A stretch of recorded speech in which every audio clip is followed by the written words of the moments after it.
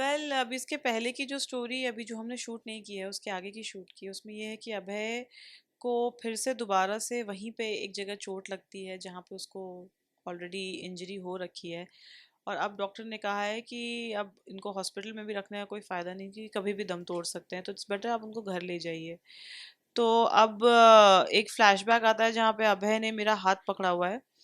तो अब मुझे वही मैं थॉट में फीलिंग में चली जाती हूँ कि अब शायद कभी अभय मेरा हाथ नहीं पकड़ पाएगा।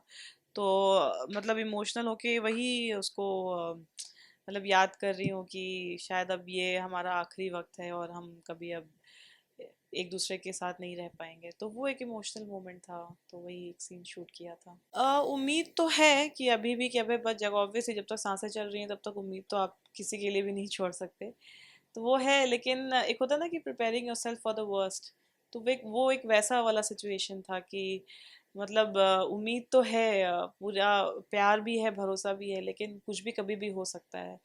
तो बस एक वही एक्सेप्टेंस है कि अब उस बात को भी मान के चलो। तो ये एक ऐसा सीन था। ये तो हम काफ़ी टाइम पहले का, अगर आप स्क्रीन प्ले वाइज देखें तो ये काफ़ी आगे, काफ़ी पीछे का है, जिसमें करवा चौथ का टाइम है और श्रद्धा को फाइनली वो उसको ऐसा लगता है कि वो अभय के लिए आखिरी बार तैयार हो रही है, तो वो कुछ ज़्यादा ही तैयार हो जाती है।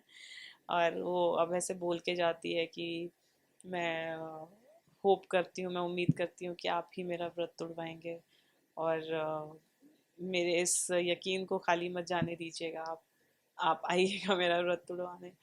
तो ये है पूरा सीक्वेंस।